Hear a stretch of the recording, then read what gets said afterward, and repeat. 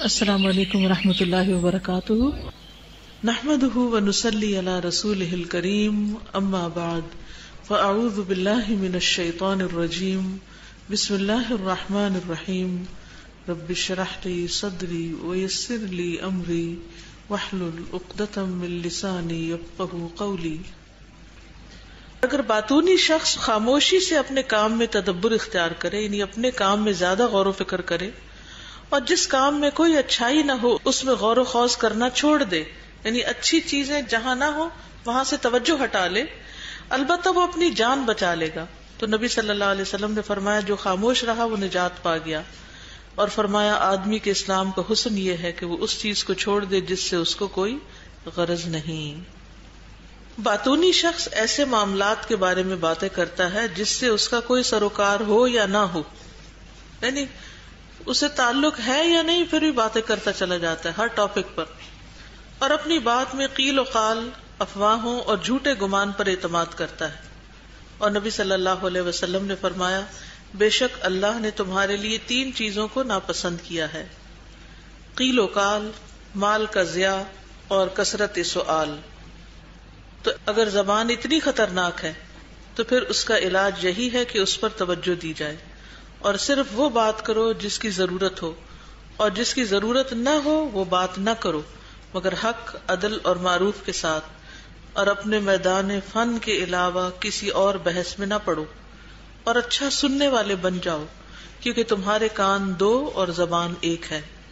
کیا کرنا چاہیے؟ اور نبی صلی اللہ علیہ وسلم نے فرمایا بے شک اللہ تعالیٰ ناپسند کرتا ہے تمہارے لیے 3 چیزوں کو: قیل و قال کو، اور مال ضائع کرنے کو، اور سوالوں کی کثرت. اللہ اکبر. یہ 3 چیزیں نبی صلی اللہ علیہ وسلم کو سخت ناپسند ہے، سخت ناپسند. کون کون سی؟ نمبر 1 قیل و قال. وہ کسی نے کہا مجھے، فلاں نے کہا، اس نے کہا، اس نے کہا. اچھا بہت سی باتیں ہوتی کس لیے؟ کیونکہ ادھر سے سنی ادھر سے سنی، اٹھا کے آگے کرنی شروع کر دی. ہر سنی سنائی بات آگے کر دی، چاہے سچ ہو یا جھوٹ ہو، فائدے کی ہو یا نہ ہو. نمبر 2 اضاعت المال، مال ضائع کرنا. اس کی بھی بڑی تفصیل ہے. بغیر ضرورت چیزیں خریدنا، چیزیں خرید کر ان کو استعمال نہ کرنا، اور نہ کسی اور کو دینا کہ وہ استعمال کر لے. پانی زیادہ ضائع کرنا، بجلی بلا وجہ جلا کے رکھ دینا. یعنی لسٹ آپ بنانے لگے تو اینڈ لیس لسٹ ہے جہاں ہم مال ضائع کرتے ہیں، اور پھر ہم سمجھتے ہیں کہ اللہ نے اتنا دیا ہے تو خرچ کیوں نہ کریں. اللہ نے خرچ کرنے کو تو دیا ہے، ضائع کرنے کو نہیں دیا. جو مال ضائع کرتا وہ اللہ کا ناپسندیدہ بندہ ہے. اور تیسری چیز کثرت السؤال، ایک سوال پہ سوال، سوال پہ سوال، سوال پہ سوال، اور دوسرے کو زج کر دینا. جب آپ بندوں سے بھی ایسے کرتے ہیں تو وہ بھی تنگ پڑ جاتے ہیں آپ سے، آپ کو دیکھنا نہیں چاہتے. تو اس سے دوسرے لوگ بہت اریٹیٹ ہوتے ہیں. ہر چیز کے بارے میں، ہر ایک کے بارے میں کیوریوسٹی، کہاں گئے تھے، کیا کھایا تھا، کیا خریدا، کیا کیا. ماں بیٹی کی باتیں شادی کے بعد کیا ہوتی ہیں؟ ماں سوال کرتی رہتی ہے فالتو قسم کے، اور بیٹی جواب دیتی رہتی ہے. اور پھر بیٹی کی باری آتی ہے تو وہ اپنے سارے میکے کے بارے میں سوال کرتی رہتی. ہر ایک کے بارے میں پوری خبریں رکھنا. ان باتوں سے ہمارے کس نفع مند علم میں اضافہ ہوتا ہے؟ اس کی بجائے ہم کوئی بہتر کام کر سکتے ہیں جس کے لیے وقت نہ ہونے کا بہانہ کرتے ہیں، جو ہمارے پاس وقت نہیں. تو یہ 3 چیزیں اللہ تعالیٰ کو ناپسند ہیں. تو کیا ہم اللہ کی ناپسند والے کام کرتے چلے جائیں گے؟ رسول اللہ صلی اللہ علیہ وسلم نے فرمایا اللہ اس بندے پر رحم فرمائے جس نے کوئی بات کی تو فائدہ مند بات کی، فائدہ اٹھایا بات سے، بات کر کے ثواب کمایا، اور اگر خاموش رہا تو سلامت رہا، کوئی نقصان نہیں کیا، نہ اپنا نہ کسی اور کا، نہ خود پریشان ہوا کہ بعد میں ریگریٹس ہو، اور نہ کسی اور کا دل دکھایا کہ دوسرا پریشان ہو کر گیا. تو ایسے بندے کے لیے اللہ کے رسول صلی اللہ علیہ وسلم نے رحمت کی دعا کی ہے. رسول اللہ صلی اللہ علیہ وسلم نے یہ بھی فرمایا جس نے اپنے غصے پر قابو پایا اللہ اس سے اپنا عذاب روک لے گا. اللہ اکبر. جس نے اپنے غصے پر قابو پا لیا اللہ اس سے اپنا عذاب روک لے گا.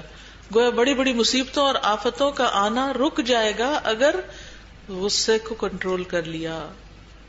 اور جس نے اپنی زبان کی حفاظت کی اللہ اس کے عیبوں پر پردہ ڈال دے گا. جس نے اپنی زبان کی حفاظت کی اللہ اس کے عیبوں پر پردہ ڈال دے گا. کیونکہ ہوتا پتہ کیا ہے، جو انسان بولتا ہے نا تو اس کے عیب کھلتے چلے جاتے ہیں، اس کی خامیاں سامنے آنے لگتی ہیں. وہ سمجھتا ہے کہ شاید وہ دوسروں کا ہر دل عزیز ہے، لیکن لوگ اس کو اچھی طرح جانتے ہوتے ہیں اندر باہر سے. اور خاص طور پر دوسروں کے معاملات میں گھسنا، غور و خوض کرنا، بحث مباحثہ کرنا، یہ اہل جہنم کی صفت میں سے. کیسے؟ ما سلککم فی سقر، اللہ تعالیٰ جہنم والے سے پوچھیں گے تم جہنم میں کیوں گئے؟ قالوا لم نک من المصلین، کہیں گے ہم نماز نہیں پڑھتے تھے. ولم نک نطعم المسکین، اور ہم مسکین کو کھانا نہیں کھلاتے تھے. کرتے کیا تھے؟ دو کرنے کے کام تو تم کرتے نہیں تھے، تو کرتے کیا تھے؟ وَكُنَّا نَخُوضُ مَعَ الْخَائِضِينَ، اور ہم بحث کرنے والوں کے ساتھ مل کر فضول بحثیں کرتے تھے. آج کتنے لوگوں کا حال یہ ہے، اذان ہوتی ہے اور وہ جواب نہیں دیتے، نہ زبان سے دیتے ہیں اذان کا جواب اور نہ اٹھ کے جاتے ہیں مسجد. مسجد جانا اور نہ جانا برابر ہے. ایک شخص جو مسجد گیا 27 گنے اس کا اجر لکھا گیا، اور جو گھر میں رہا اس کو 1 گنا، اور جو گیا ہی نہیں تو 3 طرح کے لوگ ہو گئے. دن میں 5 دفعہ یہ عمل ہوتا ہے اور لوگ 3 حصوں میں تقسیم ہو جاتے ہیں. کچھ وہ جو مسجد جا کے نماز پڑھتے ہیں، کچھ وہ جو گھر بیٹھ کے پڑھتے ہیں، اور کچھ وہ جو پڑھتے ہی نہیں. کیا تینوں کا انجام برابر ہوگا؟ پھر اسی طرح مسکینوں کا لحاظ رکھنا، کچھ وہ جو مسکینوں کو کچھ نہیں کھلاتے، کچھ وہ جو مسکینوں کو کھلاتے ہیں، اور کچھ وہ جو اس بارے میں سوچتے بھی نہیں. تیسرے وہ لوگ جو خاموش رہتے ہیں، وہ لوگ جو کام کی بات کرتے ہیں، اور وہ لوگ جو فضول بحثیں کرتے ہیں. کیا یہ تینوں برابر ہو سکتے ہیں؟ وہ جو خاموش رہتے ہیں وہ بھی نجات پا جاتے ہیں، وہ جو کام کی بات کرتے ہیں وہ بھی فائدے اٹھا جاتے ہیں، یعنی آخرت کا فائدہ خاص طور پر. مثلاً آپ اگر کسی کو ایک اچھی بات بتاتے ہیں، اس پہ عمل کر لیتا ہے تو آپ کے لیے بھی ثواب ہو جاتا ہے. اور کچھ وہ جو بولتے ہیں مگر صرف فضول بحثیں کرتے ہیں، لڑائی جھگڑے کرتے ہیں، دوسروں کے معاملات میں انٹرفیئر کرتے ہیں. کون فائدے میں اور کون نقصان میں ہے؟